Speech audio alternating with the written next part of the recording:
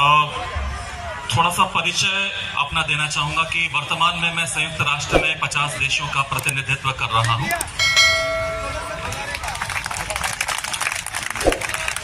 और संयुक्त राष्ट्र में मैं जल, जंगल, जमीन, आदिवासियों के अधिकार, उनके मुद्दों को लेकर के काफी बातों को उनके पटलों पर रखता हूं।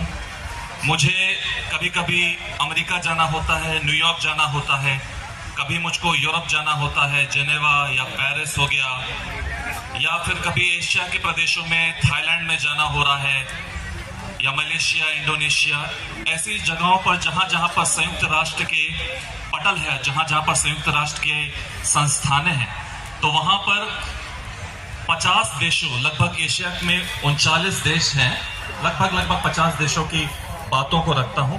और यकीन मानिए साथियों, हम तो सिर्फ भारत के आदिवासियों के बारे में सुनते हैं कि भारत के आदिवासियों का अधिकार नहीं मिल रहा है, भारत के आदिवासी लोग पिछड़े हैं, भारत के आदिवासी लोगों को पढ़ाई और शिक्षा और उपचार नहीं मिल रहे हैं। ये जो दशा है और ये जो दिशा है, ये लगभग सभी विश्व के देशों में है।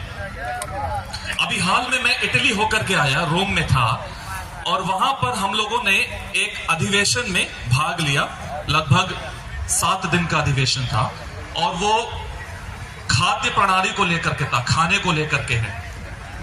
और वहां पर ये बातें की चर्चाएं हुई कि आदिवासियों का जो खाना होता है, भोजन होता है, वो आज का जो मॉडर्न, जो आज का जो विकसित समाज का जो भोजन है, उससे काफी अलग होता है। उदाहरण के तौर पर अगर आज हम बाजार में देखें तो हद से हद, ज्यादा से ज्यादा 4 या 5 या 8 प्रकार के चावल मिलेंगे। हम छत्तीसगढ़ में जाएं तो वहां पर 1000 से ज्यादा वैरायटी के चावल वहां पर उपस्थित हैं। और जब हम बात करें कि पूरा विश्व आज रागी को लेकर के आगे बढ़ रहा है, तो रागी जो मिलेट है, इसको तो हम आदिवासी लोग बचपन से ही, जब पैदा होते हैं तब से ही खाते चले आ रहे हैं। तो इस तरह की बहुत सारी बातों की चर्चाएं होती हैं। जो आदिवासी समाज पहले से जो करता आ रहा है, वो आज ये युग, ये आज संसार अब उस चीज को अपना रहा है। और संयुक्त राष्ट्र भी आज ये बोल रहा है, खुल करके ऐलान कर रहा है कि अगर पर्यावरण को बचाना है, अगर जीवन को बचाना है, अगर पृथ्वी को बचाना है, तो आदिवासी से सीखो। केवल आदिवासी ही है जो पर्यावरण, भोजन और जीवन के संरक्षण कर सकता है। हम यहां पर बैठे हैं जल, जंगल, जमीन को लेकर के, पर मैं कुछ और आगे बोलना चाहता हूं। केवल सिर्फ 3 पर ही आधारित मत रहिए। जल, जंगल, जमीन, इसके आगे भी है जन, जीवन, जीव जंतु। इनके बारे में हमने कभी बात नहीं करी। तो जल, जंगल, जमीन, जन, जीवन, जीव जंतु, इनके बारे में भी बात होना चाहिए, पर्यावरण के बारे में बात होना चाहिए। साथ ही साथ मैं आप लोगों को इस मंच में, बहुत सारे लोग यहां पर आए, अपनी बातों को रखा और मैं बहुत ध्यान से बातों को सुन रहा था। मैं आज जो बोलने वाला हूं, हो सकता है आप लोगों को चोट लगेगा, आप लोगों को दुख पहुंचेगा जो मैं आज बात करने वाला हूं, पर मैं सच बोलूंगा। और सच ये है, भूखे पेट आंदोलन नहीं होता, भूखे पेट आंदोलन नहीं होता। दूसरा, आज हम सारे आदिवासी दूर दूर से यहां पर आए हुए हैं। किसी ने 2 वक्त की रोजी रोटी को, अपनी नौकरी को छोड़ करके, छुट्टी लेकर के, 1 दिन का अपना काम को छोड़ करके यहां पर आया। उसने अपना पेट काट करके यहां पर आया। तीसरी, जब हम आर्थिक रूप से सशक्त नहीं होंगे, हम कुछ नहीं कर पाएंगे। हम ऐसे ही यहां पर आंदोलन करते रहेंगे, नारा करते रहेंगे, लेकिन जब आप इतने बड़े सम्मेलन को आर्थिक रूप से सशक्त होकर के आप सपोर्ट या आप इसको सहारा नहीं दोगे, तो ये सम्मेलन नहीं हो पाएगा। चौथा, हम आदिवासी अधिकारों की बात करते हैं। अधिकार कैसे मिलेगा?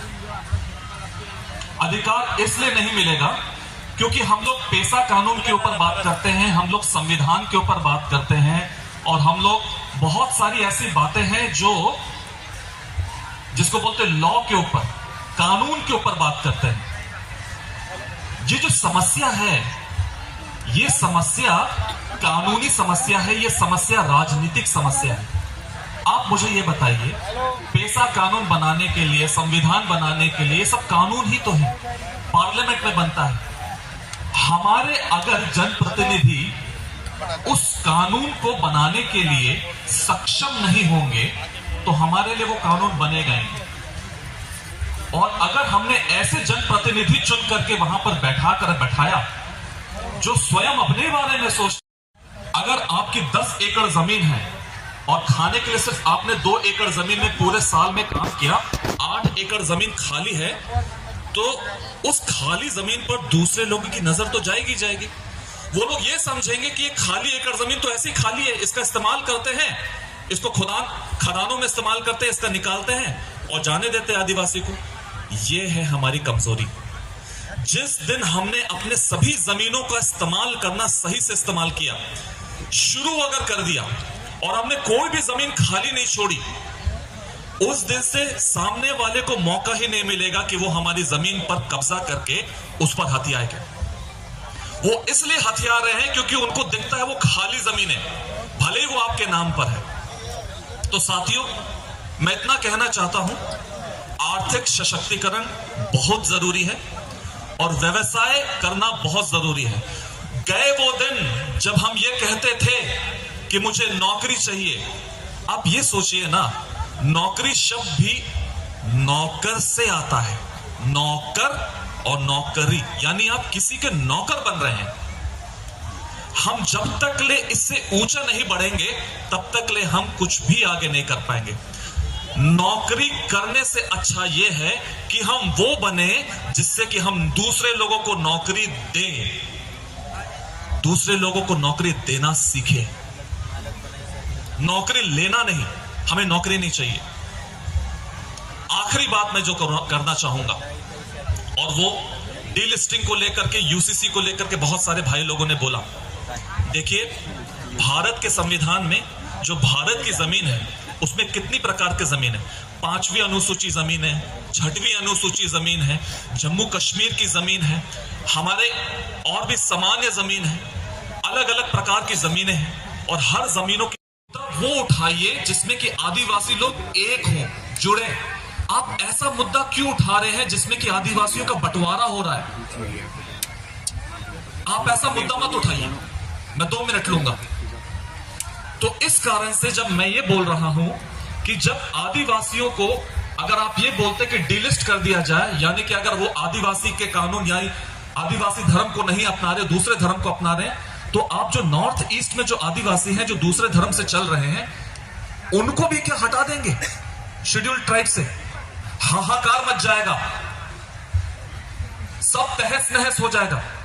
और यही चीज मणिपुर में कोशिश किया जा रहा है कि आदिवासियों का जनसंहार कर दिया जाए, लेकिन किसी प्रकार से इस चीज को रोका गया। आज मैं यहां पर आप लोगों को जोश दिलाने के लिए नहीं बात करने आया हूं, मैं आज आप लोगों को चिंतन करने के लिए एक बीज बो करके जा रहा हूं। अब ये बीज आपके दिल में कितना पेड़ बनता है आपके ऊपर। जोहार, जय आदिवासी।